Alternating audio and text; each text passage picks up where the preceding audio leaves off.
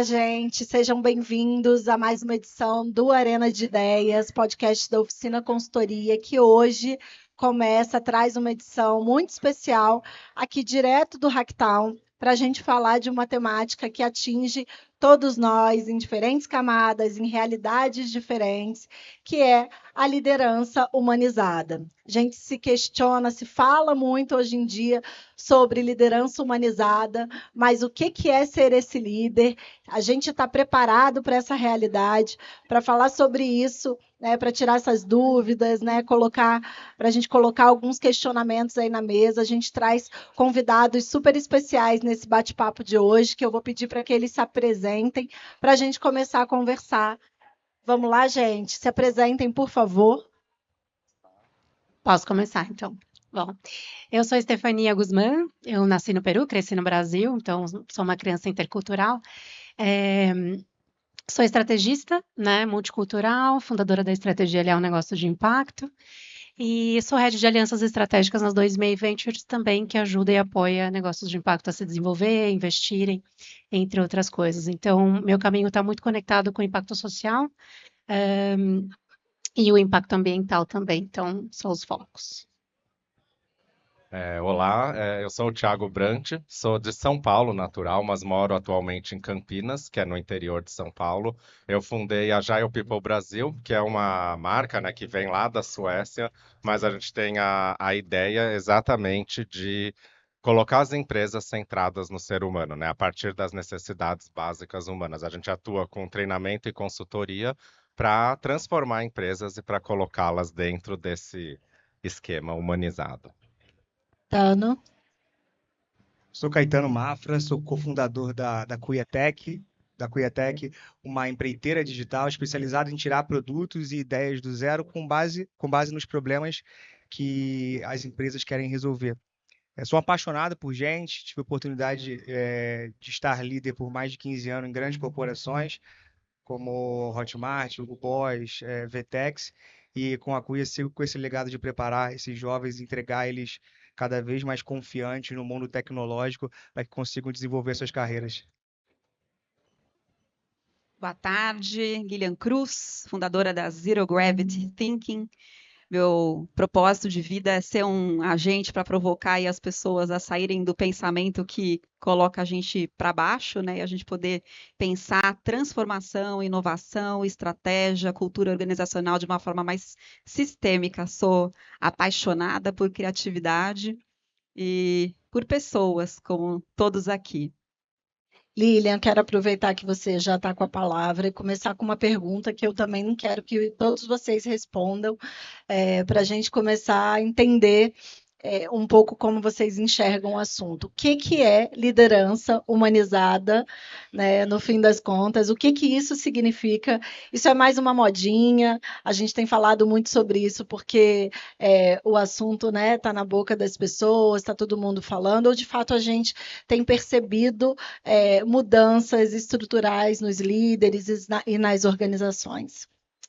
Com certeza, eu acho que, na verdade, tem tantos movimentos que aconteceram, né, nos últimos anos, quando a gente pensa do ponto de vista do modelo de trabalho, obviamente, né, com toda essa convergência que aconteceu do trabalho remoto, das necessidades que estão surgindo, né, de conexões reais, né, e dos encontros humanos com propósito, né, e que no digital muita coisa se perdeu. Então, eu acho que tem vindo, na verdade, já de um tempo, né, esse movimento de resgate desse líder, né, e, obviamente, eu acho que os negócios em transformação também têm determinadas habilidades, né, que a gente precisa ativar cada vez mais a partir desse olhar mais humano, conectados, inclusive, à aceleração tecnológica, né? Então, a gente tem o trabalho remoto, que acho que foi uma coisa que realmente, né, impactou demais. E aí você tem organizações que são extremamente orientadas por dados. A gente pega áreas de RH hoje que estão tão habilitadas, né, com data analytics e tudo mais, mas que essa curadoria dos dados, ela tem que vir realmente do humano, né? E todas as transformações, né? Acho que a gente está aqui num evento onde a cada 5 pautas, 3,5 são sobre AI, onde as outras 1,5, de alguma forma, a gente acaba entrando nesse ponto também, né? Mas qual que é a grande mudança que vai acontecer também? A gente vai deixar, provavelmente, de ter equipes que são 100% humanos, né? O que são humanos no final do dia? A gente vai ter agentes de IA, a gente vai ter pessoas que vão ter times de agentes de IA, e essa pessoa vai ter que liderar esse time de agentes de IA que vão convergir com os humanos ao mesmo tempo. Então, falando um pouco, né, acho que de tendências que estão vindo aí, que a gente vem observando também, esse líder humano está, obviamente, né, precisando estar cada vez mais presente dentro das organizações. Acho que um outro ponto também que a gente tem observado, né, e por isso que a gente está aqui, né, graças a Deus, é a história do skill flux, né? Foi um tema que se falou muito aí no SXSW esse ano também, né? Que esse fluxo das habilidades, a gente tinha uma longevidade, talvez, das habilidades, né, dos skills que a gente adquiria, e que hoje, em 2 anos e meio ou 2 anos, né, a gente tem essas habilidades já obsoletas, né? Então, nesse sentido, eu acho que a gente vai ter o que a gente chama que são as meta-skills, que são as habilidades talvez fundamentais que nos habilitam a nos manter nesse fluxo de habilidades que o futuro vai requerer, né? E as meta-skills são essencialmente humanas, né? Então, acho que a gente tem a nossa capacidade cognitiva, a gente tem o nosso senso crítico, a gente tem a empatia, obviamente, a criatividade, a gente tem, né, essas habilidades tão fundamentais que nos tornam adaptáveis para esse fluxo de habilidades do futuro.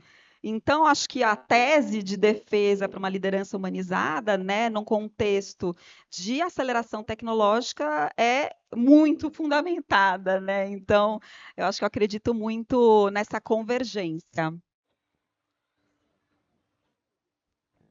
Eu tenho até uma visão talvez um pouco mais romântica disso. Acho que liderar de forma humanizada está. Esse aqui. Tá bom. Eu tenho uma.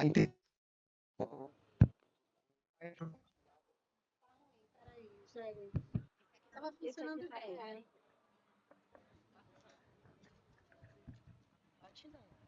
Alô,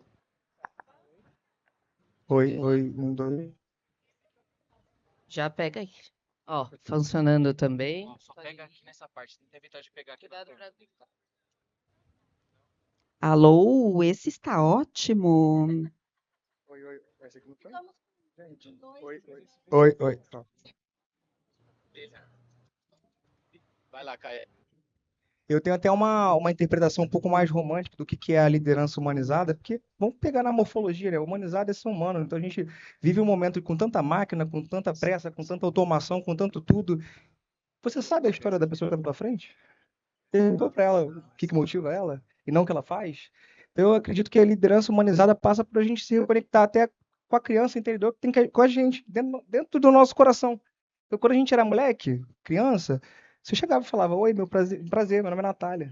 E a gente foi perdendo isso. Hoje, até para conhecer gente, a gente conhece através de um amigo que apresenta um amigo que apresenta um amigo. Então, a liderança humanizada para mim, está relacionada a resgate, a você entender o ser humano como ser humano, entender que a máquina ela vai ser meio, ela nunca vai ser fim e nunca vai ser início. Então, eu acredito muito que liderar de forma humana é ter uma escuta muito mais preparada, mais apurada do que uma convicção. É sobre, na verdade, destruir as convicções e entender que qualquer processo, seja ele dentro de uma hierarquia ou não, está sobre você co-construir e não simplesmente deliberar e tomar forma. Ela tem que ser uma coisa ou existe alguma métrica que você tem que chegar? Acho que é mais gente e menos sobre o ter que fazer, sim sobre o querer fazer. E aí, tem um ponto também que eu acho que a gente não pode esquecer antes de ouvir os nossos outros convidados. Também tem um lugar de um líder que está liderando aquelas pessoas que também é uma pessoa absolutamente vulnerável, tem suas fragilidades, seus erros. Eu falo desse lugar que a gente também não pode esquecer que estamos lidando com particularidades de todos os lados, necessidades de todos os lados. Então, acho que quando a gente consegue olhar isso com mais compaixão, né, com mais afeto para todo mundo, a gente consegue ser mais humanizado em todos os aspectos. Obviamente, esses problemas não vão se resolver do dia para a noite, essas questões não são uma fórmula de bolo, mas está todo mundo no mesmo barco. Eu acho que é isso, né? Eu também sigo essa linha mais romântica, né? Eu acho que empresas são pessoas que estão lá trabalhando para resolver problema de outras pessoas, né? O próprio Simon Sinek fala, né? Negócios é sobre pessoas. Se você não entende de pessoas, você não entende de negócios. E se a gente olhar para o mundo, nós somos ao todo mais de 7 bilhões de pessoas e cada uma dessas 7 bilhões é uma pessoa única e diferente, né? Nós somos em termos de diversidade, nós temos 7 bilhões de diferenças nesse mundo. E eu acho que a liderança humanizada é você perceber isso e perceber que cada um é um ser com suas valores, suas necessidades, suas particularidades. E quanto mais a gente consegue abraçar e respeitar isso, mais a gente cria um ambiente humano, né? Entender que aquela pessoa não é chata, não é isso, não é aquilo. Ela só é uma pessoa diferente, que pensa diferente de você. E acho que o mais extraordinário é você tentar entendê-la, porque daí você começa a aprender e começa a perceber que é só uma pessoa diferente e você acolhe isso, né? Sensacional para complementar, né? Como complementar tudo isso? Eu gosto de trazer um pouco da visão um pouco mais macro, né? Então, quando a gente está falando de uma liderança, essa liderança ela pode estar em qualquer lugar, né? Desde do founder, do gestor, enfim, a gente tem contextos muito diferentes, como o Thiago trouxe.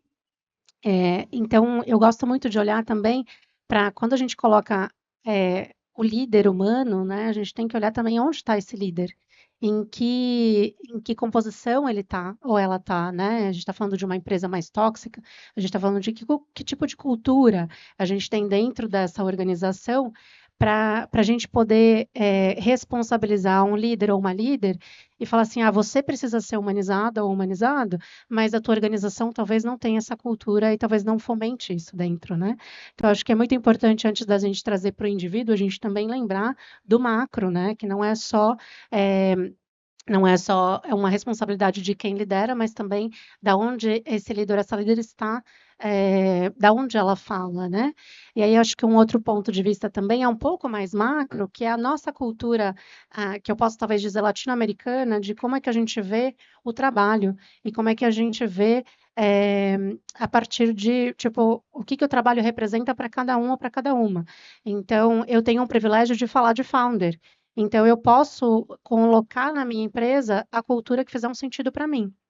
Mas, quando a gente está falando, de repente, de um gestor ou uma gestora, ou às vezes um coordenador, por exemplo, quando você coloca um coordenador ou uma coordenadora de um call center, né? Então, como é que a gente pode responsabilizar esse líder ou essa líder quando ela tem, às vezes, receio de perder o próprio trabalho, porque ela tem toda uma responsabilidade, né, dentro na vida pessoal. Então, eu gosto muito de trazer também essa visão mais macro para a gente também questionar as estruturas, né? E aí uma coisa que eu aprendi, foi um livro que mudou muito a minha percepção também dessa transformação da cultura organizacional, foi um livro da Brené Brown, que fala sobre a coragem de liderar, né? Então, uma das coisas que ela traz é a importância da gente estar conectado com a pessoa que a gente lidera, né? Então, é muito do que o Thiago trouxe também, né? Quem que é essa pessoa? E ela fala muito da aproximação. Quanto mais a gente se aproxima da pessoa, menos a gente pode ter qualquer tipo de distanciamento emocional, porque a gente entende o contexto, qual é o problema que ela está vivendo, ou quais desafios que ela tem, às vezes fora de casa, né? Então, eu gosto de trazer essas perspectivas também da gente olhar um pouquinho mais para cima, sair, né, da nossa posição e entender quem também está sendo esse líder ou essa líder, né?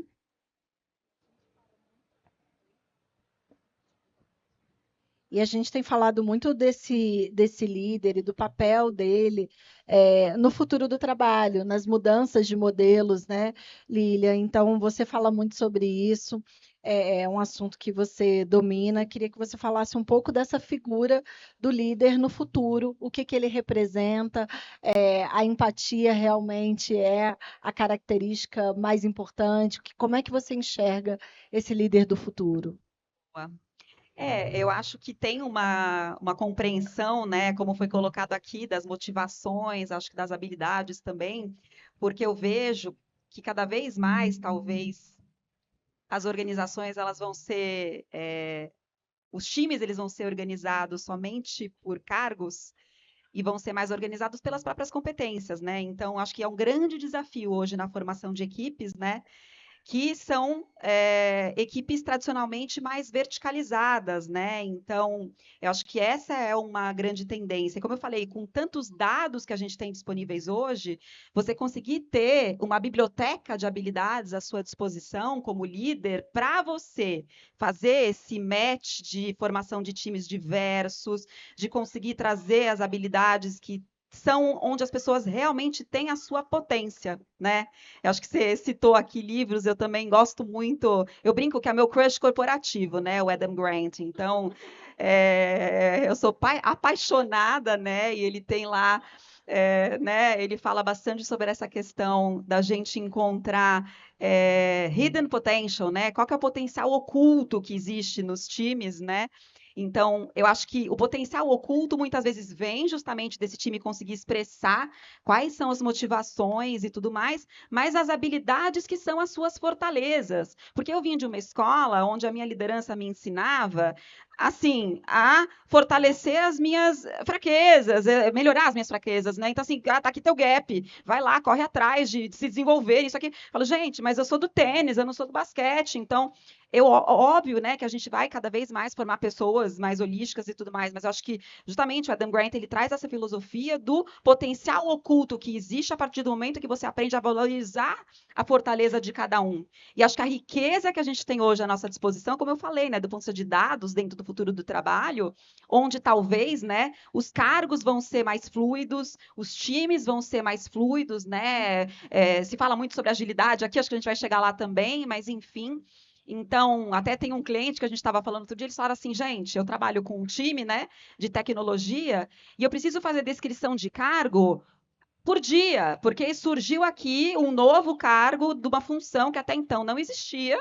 E como é que eu vou fazer isso dentro de um mapeamento de, né, times aqui, quais habilidades são requeridas para aquilo e tudo mais? Então, de novo, né, esse fluxo que a gente vive muito contínuo, né, eu acho que é um ponto muito importante no futuro do trabalho. E quem não tiver clareza, talvez dentro desse mapeamento de motivações, habilidades, cada vez mais ter, né, um fit, né, desse colaborador dentro da cultura organizacional que você quer ter clareza da sua estratégia também, porque outra filosofia, né, a estrutura segue a estratégia e não ao contrário. Que acho que é um grande erro também, às vezes, né? Na hora que você vai founder, vou fazer a estrutura aqui, não, qual que é a estratégia? E aí a estrutura vai seguir o caminho estratégico que você quer chegar, né? Então, eu acho que nesse mundo, né, em transformação também, ter clareza estratégica, ter noção de onde você quer chegar e a partir daí também ter as estruturas em times para fazer isso acontecer é uma virada de chave. E aí, nisso tudo, a gente precisa entregar resultado, performance. E você trabalha aí com metodologias ágeis, né, Thiago? Como é que, na prática, a gente implementa as metodologias, a gente entrega resultado, a gente não deixa né, de performar, colocando o ser humano no centro aí da estratégia. É um desafio gigantesco. Como é que você consegue fazer né, essa organização na prática?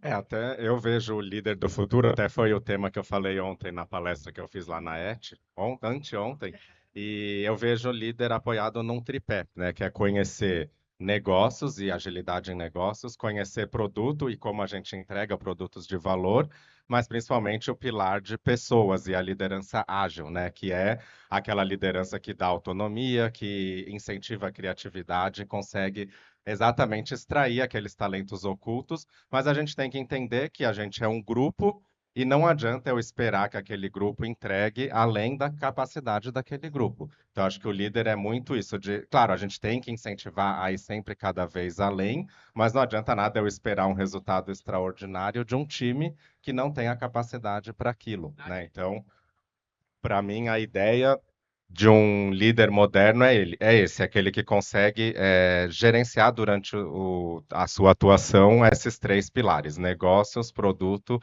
e as pessoas, e saber extrair o melhor das pessoas, mas sem explorá-las, né? Que a gente possa extrair o máximo potencial, porque tem que ter resultado, né? Eu tenho até um pessoal que fala de liderança humanizada, que é sobre isso, né? Você conseguir ter um líder, mas tem que ter resultado. Não adianta nada uma equipe que não consegue entregar. mas também não adianta nada esperar que ela entregue mais do que o esperado, porque ou a gente vai perder as pessoas, ou, na verdade, o líder vai ficar sobrecarregado e vai causar aquele efeito que hoje em dia quase ninguém mais quer ser esse líder, porque ninguém quer sofrer o que a gente sofre, né? Então acho que tá nessa linha aí. É desafiador, mas o legal é que quando você realmente olha para as pessoas, olha para isso, é compensador, né? E com isso, eu acho que essas diferenças, esses aspectos vão ficando mais claros de acordo com realidades e culturas. Deixa eu trocar aqui. Essas diferenças vão ficando mais claras com relação. Sérgio? Cadê Sérgio? A culpa é dele. Socorro. Tá, segue? Vamos? Tá. Vamos lá, essas diferenças aí também ficam claras de acordo com realidades, culturas, e você tem uma experiência, né, Stefania, internacional gigantesca. Queria que você trouxesse também um olhar para a gente sobre esse universo, esses aspectos. A liderança muda, o papel da liderança muda de acordo com a cultura, de acordo com o modelo de trabalho de cada lugar, como isso, né, bate nas pessoas. A gente precisa pensar nisso, nesse processo de estratégia, de adequação também. Com certeza muda, né? A gente tem. é, se cada ser humano já é uma comunicação diferente, se cada ser humano já é um mundo diferente, quando a gente fala de culturas diferentes, já é outro mundo completamente distinto, né? Então, com certeza ele muda e é uma coisa que a gente mesmo enfrenta. Dentro da estratégia, a gente tem uma escola corporativa de idioma e cultura. E a gente acentua muito a parte de cultura, porque a gente percebe que a comunicação é um grande desafio para o ser humano, né? Colocar em palavras emoções, pensamento, trajetória, etc., é um grande desafio, né? Então, podemos estar falando o mesmo idioma, mas ainda assim não estar comunicando de maneira correta, né? Então, quando a gente está falando, às vezes, entre multicultural, é mais ou menos a gente aplica essa mesma lógica quando são dois humanos conversando, né? Então, o que eu estou falando, mas o que você está entendendo do que eu estou falando, né? E quando a gente vai, por exemplo, um caso que eu gosto de mencionar é uma líder estadunidense gerenciando uma equipe brasileira. Então, quando você coloca isso na mesa, você fala, ups, né? Como é que está essa gestão? Porque a cultura dos Estados Unidos é uma cultura direta. Eu falo, é sim ou não, é uma cultura muito mais imersiva no trabalho. Então, são diferenças. Aí, quando você vem para o brasileiro, o que a gente faz quando chega na empresa? Vai tomar um cafezinho, não é? A gente vai trocar uma ideia. Então, assim, por exemplo, lembro de um case sobre isso também, falando de um brasileiro que chegou nos Estados Unidos para ser apresentado para a equipe que ele ia trabalhar. E ele foi esperando a hora do almoço para socializar. Ele foi colocado numa salinha e trouxeram uma bandeja para ele para almoçar em 30 minutos. Porque nos Estados Unidos não tem essa pausa do almoço social que a gente tem, né? Então, a gente precisa se aproximar para entender como funciona, e eu diria que uma chave para isso é a comunicação, que tem uma outra chave que eu entendo que é o autoconhecimento. Então, como é que eu me conheço para poder comunicar? E a partir disso eu entender o outro e poder me comunicar com ele ou com ela, né? Então, são desafios humanos. Muitos. E, Caetano, Nath, diga ali. vou só comentar aqui, porque acho que você me fez pensar num ponto também, né, que não precisa nem ir tão longe na questão da cultura, mas eu acho que a gente também tem uma questão geracional importante que está acontecendo aqui, né? Não me lembro se estava no roteiro, mas eu já vou enfiar aqui. Claro. Que né, e não querendo colocar estigmas, porque acho que existe também uma coisa que não é uma questão geracional, uma questão comportamental, é uma questão que tem a ver com o contexto de cada um e tudo mais. Mas, gente, quando que nós já vivemos no mesmo ambiente de trabalho 4 ou 5 gerações? Então, a gente está vivendo um tempo muito, né? É uma coisa muito inédita. E eu acho que, ao mesmo tempo que é um privilégio, porque eu me vejo, às vezes, assim, eu falo, eu quero me nutrir, né? Eu vou buscar esse ambiente que nem eu aqui, eu adoro, porque a nutrição que a gente tem, quem é da minha geração, tá aqui, tem uma interface, uma interação aqui com tantas gerações, é tão delícia, né? Mas é muito desafiador para esse líder também. Perdi o áudio. Oi, gente, peraí, deixa eu trocar. Alô? E aí entra de novo a questão que eu estou realmente parando para conhecer quem trabalha comigo, né?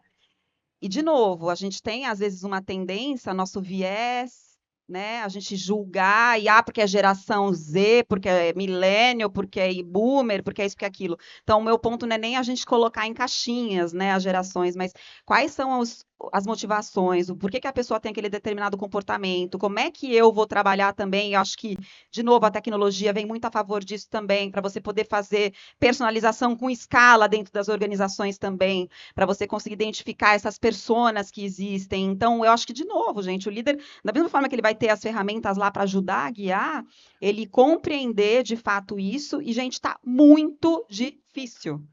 Tá muito desafiador mesmo. A gente tem que ter muita ferramenta como líder para a gente lidar, né, com essa complexidade. Então, desculpa sair do roteiro aí um Isso, pouquinho, mas acho que esse tema também eu me apaixono. super importante.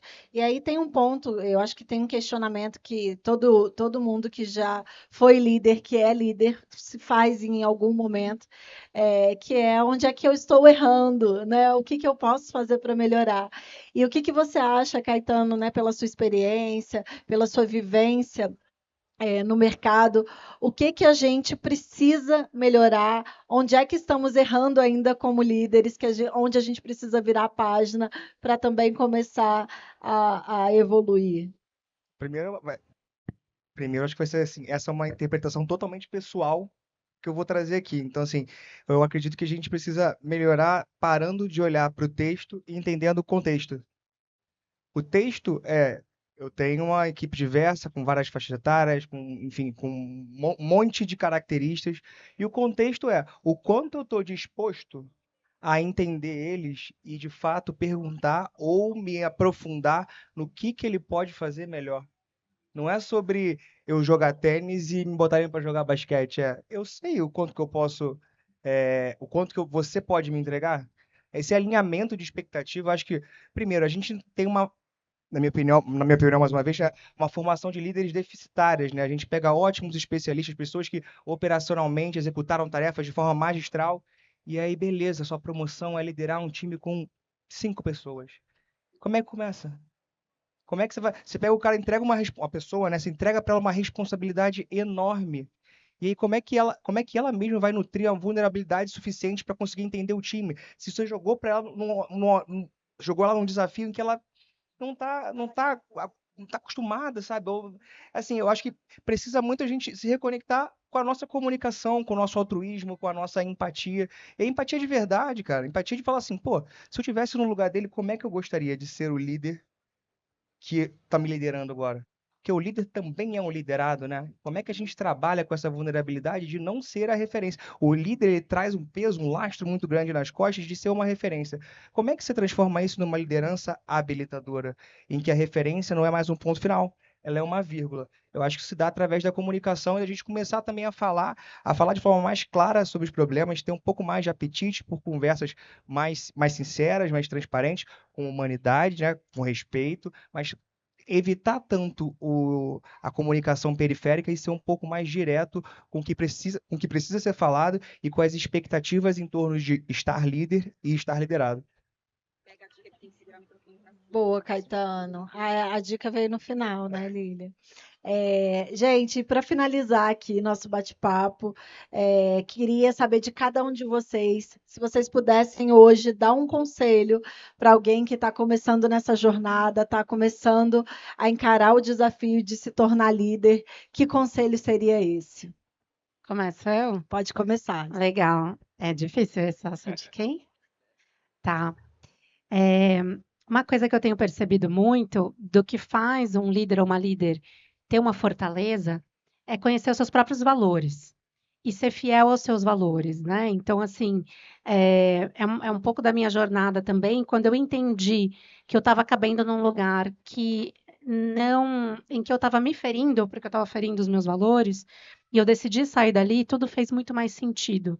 Não é fácil, né? Não é fácil eu seguir isso, mas no momento que você entende, tipo, olha, meu valor é coerência, o meu valor é o respeito, e você está num ambiente em que, de repente, você não consegue exercer e ser fiel aos seus valores, isso vai te ferir, né? Isso vai ferir. Então, eu acho que falaria de dica, conheça muito bem os seus valores, seus princípios, e seja fiel a eles, para que isso te guie para o caminho certo para você, né? É legal que eu nunca entendi muito porque que a gente falava de valores no coaching, mas é bem nessa linha, né? Você saber o que te motiva. Os pontos fortes, né? Um negócio bem legal de se conhecer. Gostei que você falou do habilitador, né? A Pia Maria, que é uma das nossas maiores referências, ela que cunhou o termo Agile People, ela fala para trocar, né? O CEO de Chief Executive Officer para Chief Enablement Officer, né? Aquela pessoa que habilita o ambiente para gerar resultado. E a dica que eu daria é conhecer sobre motivação humana, né? Tem a parte mais simples, que é o livro lá, Motivação 3.0, do Daniel Pink, que é um bom começo, mas existem vários outros modelos muito bacanas. A gente trabalha na Agile People o Raise Motivation Profile, que é o perfil motivacional do Dr. Stephen Hayes, que fala dos 16 desejos básicos das pessoas, que é muito interessante para saber o que cada um valoriza, né? Então, quem aqui valoriza uma boa alimentação, com certeza comeu bem antes de estar aqui conversando com a gente. Tem aqueles que não ligam tanto que come qualquer coisinha para poder vir. Então, saber o que motiva cada pessoa é interessante para saber como que ela se comporta e entender que ela não vai no happy hour com a gente não porque ela é antissocial ou chata, é porque ela tem um valor diferente. Ela prefere estar com a família, ela prefere estar em casa, né? Então, cada um de nós, né, o Raise Motivation, ele fala de mais de 2 bilhões de combinações possíveis. Então, ele também reflete muito essa diversidade que eu falei, de que cada um é cada um, né? Muito dificilmente eu vou encontrar alguém que tem um perfil parecido com o meu. Próximo pode ser, mas o mesmo perfil é quase impossível. Eu acho que a minha dica é fugir de definições de uma palavra só, seja inquieto. Se alguém falar para você, ó, você tem que treinar liderança, é muito amplo, é muito vago, só vai te trazer uma pressão.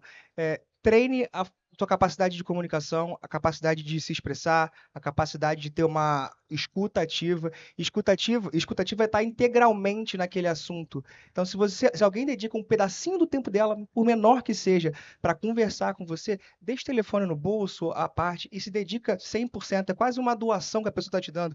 Então, acho que seja inquieto, entenda que liderança não é sobre cargo, é sobre postura. Você não precisa estar líder para poder influenciar, para liderar. Isso começa dentro de casa, isso está entre os seus amigos, está na sua capacidade de flutuar em diversos ecossistemas. Liderar é ser versátil também, saber que nem sempre é só sobre você ser o treinador, você também vai ser treinado, mas como é que você habilita o seu entorno para que ele se sinta à vontade, confiante, para trilhar o próprio caminho dele. Então, eu acredito que com a comunicação aberta, fazendo perguntas, isso é muito importante. A gente vive num mundo que a gente é pressionado a dar muitas opiniões, a ser convincente, a ser contundente, e a gente tem algumas caixinhas, né? Tem a que a gente sabe que a gente sabe, que a gente sabe que a gente sabe que a gente não sabe, e tem a que a gente não sabe que não sabe. Então, assim, faça mais perguntas e tenha menos apetite em dar opiniões, porque no final é tudo sobre repertório. Você vai conseguir ser um líder bom se você tiver repertório e disponibilidade de absorver cada vez mais o entorno que você está vivenciando. Muito bom, excelentes dicas aqui já dos colegas, né? Eu acho que eu aprendi muito em cima da palavra de autenticidade, né? Eu acho que ela está um pouco desgastada, mas para mim ela tem muito do que são, né, o caráter de cada um, né? Então eu acho que acima de tudo, né, trazer, eu acho que tem construção de caráter como líder que você estabelece fundamentalmente, né? E você ser autêntico justamente é um reflexo, né, desse caráter. Então acho que eu sempre dizia, né, o meu time eu acho que respeita muito mais a minha consistência do que a minha perfeição, né? E para quem está começando na liderança, às vezes você tem essa pressão, né, pela perfeição, e às vezes isso te coloca até num lugar, como eu falei, de menos autenticidade, porque o ser perfeito é ser o perfeito para quem? É o ser o perfeito para o lugar que eu estou agora? O lugar que eu estou agora me exige o quê? E você deixa a sua identidade de lado. porque você está querendo entrar dentro de uma caixinha. Aqui eu não estou pedindo, na verdade, para ninguém ser rebelde, né? Do tipo assim, então aqui os valores e componentes da empresa. Então, vou ser autêntico e vou agora também dar uma de louca aqui, né? Mas eu acho que o ponto é isso. E talvez se você tem que dar uma de louca, você está no lugar errado. Né? Então, acho que também tem isso, de você se sentir confortável, não tão confortável, porque tem que ter um pouquinho de desconforto também. Mas acho que a autenticidade, né, em primeiro lugar, essa consistência, né, com o caráter, que são os valores que você tem muito claros, estabelecidos, né?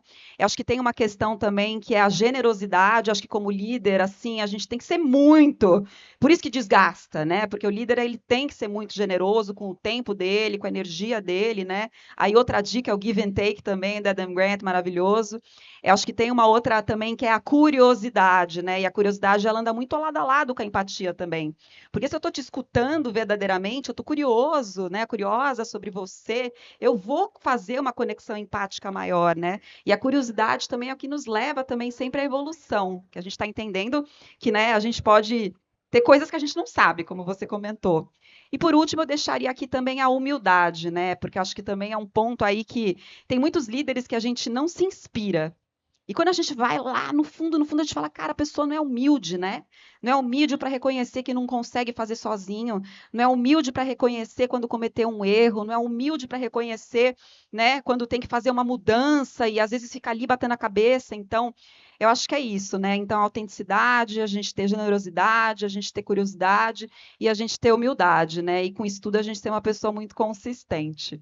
Não tá fácil ser tudo isso, mas é muito trabalho para quem está começando aí, né? Vai fazendo uma listinha. Não tá fácil, Lilian. E aí, mais uma vez, falando do lugar de líder, de quem erra pra caramba, erro muito, mas eu sempre falo isso com a minha equipe, com as pessoas mais próximas a mim, me ajudem a não perder a leveza, porque eu acho que isso também, né, a leveza é fundamental nesse processo, e se a gente perder a leveza, aí vai ficar muito mais difícil, mas espero que eu aprenda. Adorei que você trouxe, porque um bom líder é aquele que sabe pedir ajuda. Eu peço todo dia, eu falo, gente, pelo amor de Deus, me ajuda. É isso, gente. Obrigada pelo papo. E seguimos aqui no Hacktown. Nossos convidados, parceiros, estão nas nossas redes sociais. Acompanhem o Arena de Ideias e até a próxima. Um beijo, gente. Até a próxima. Começa agora a nova era da reputação e influência. Uma era que exige evolução, adaptação, análise de contexto, conhecimento profundo dos desafios dos clientes e soluções não óbvias. Reputação é um ativo tangível e com alto impacto nos negócios. Sua gestão exige constante transformação. Com esse DNA de inovação, alcançamos o reconhecimento de melhor agência de comunicação corporativa do Brasil. E no ano em que celebramos 25 anos de história e credibilidade, inauguramos um novo modelo de negócios, integrando a agilidade de uma agência, a estratégia de uma consultoria e agora a força de uma atuação em rede. Somos agência, somos consultoria, somos rede. A rede de reputação e influência conecta agências boutiques, empresas, consultores especializados, unindo o melhor do capital humano e da tecnologia para potencializar projetos de pequenas, médias e grandes organizações.